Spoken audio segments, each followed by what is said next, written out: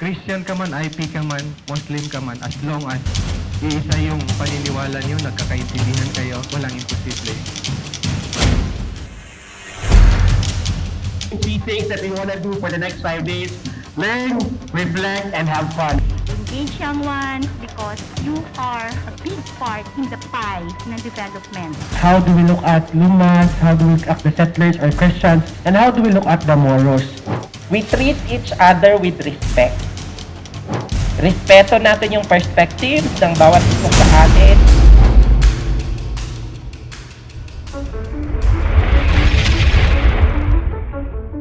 I recommend that you consider yourselves na among the elite youth leaders of Mindanao, which we have engaged for the purpose of further enhancing the skills and knowledge that you already have, particularly in the field of peace and preventing and transforming violent extremism.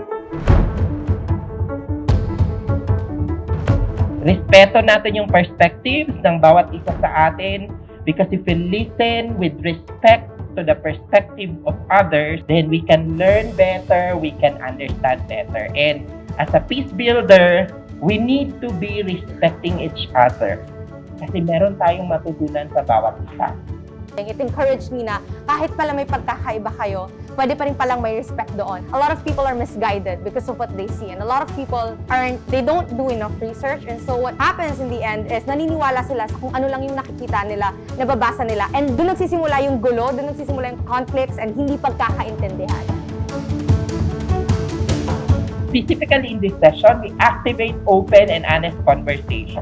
Marami pa po kayong matutunan for this tech camp in the next 5 days. We have to be honest about what we say, what we think, what we share.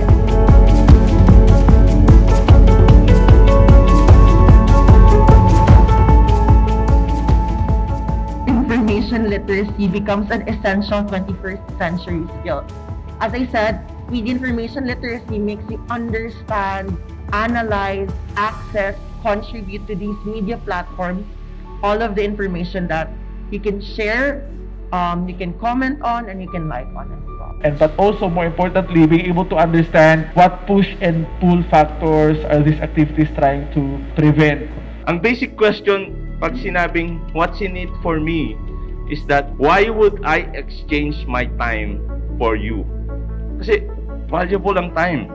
I realized na I have the power na makatulong sa mga less noticed problems sa aking komunidad. The reason why we speak up so much is because we have many sources of information, and so we know what's going on, and we sort of think of a way on how we can solve the problem. In 2021 showed that 90% of 76 million Filipino users or internet users are on social media. We cannot deny the fact that social media filters doesn't give us all the truth that we need. Teach the youth how to use social media to their advantage and to advance meaningful content in the long run. At sa lahat po na nakikita natin through social media, just make sure na totoo po lahat ng nakikita natin. And dapat po i-make sure natin na ito ay makakatulong sa ating community po. By going out of our echo chambers in this digital world, initiating conversations and safe dialogues by starting within our family, friends, and neighbors. I may not be able to do this overnight, but gradually it will pay forward. Every act of kindness is an act of peace. So with that quote, it drove me to do something for the community. Even if it's small act of kindness, it still can make change po. As a youth, we play a pivotal role in bringing change. It always starts in ourselves. Empowerment is the key process in achieving positive change in the community po. All we need to do is to stay dedicated and committed to our cause. One day, we will achieve an even better and even peaceful Mindanao. As an educator myself, I think children are the future, and I think this is now the time to let the children know that they are really the future.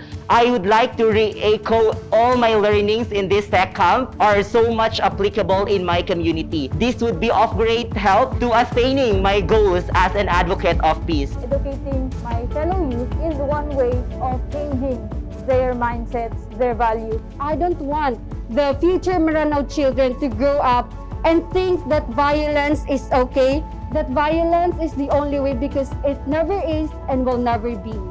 We should be engaged more in the decision-making process because we are the future leaders who will continue the peace process in Mindanao. By empowering and engaging more youth on the ground to do peace-building initiatives.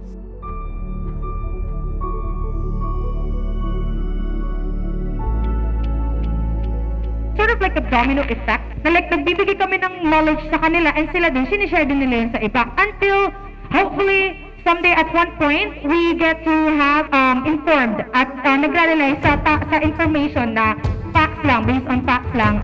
Through Tech Camp, it is a platform that enable me to be empowered, to enhance my capacity, to respond to the certain issues in my community. The only solution, I think, is indoctrinalizing peace and teach them that living in a peaceful community is way better than having this kind of practice. The most common issue that is affecting in my community is the early and forced marriage among women. These women and children deserves to enjoy their youth and not be forced into marriage. The issues that jeopardize security, economic status, social relationships of shy people, the education of our promising youth. I could always support and create policy recommendations that would ensure the sustainability of any peace development programs that would allow our people to really understand what really peace here in our city is. I involve myself to the different activities that promote peace. They will be knowledgeable and be tolerant with differences, and that would lead us to acceptability to peace. Probably someday that would lead to progress. And as a Muslim, I envision a community where the youth can express themselves in a manner of respect, open-mindedness, Advocating cultural sensitivity towards indigenous people. by transforming culturally resonant alternatives and extending my message to everyone. I just want to take this opportunity to thank the Equal Access International Philippines for leading me in this batch. We should be part of it because we are part of the solution, we are part of the problem, and we belong to the community. Because I believe that with education paired with empowerment would lead to world peace. Let's work together. Let's make it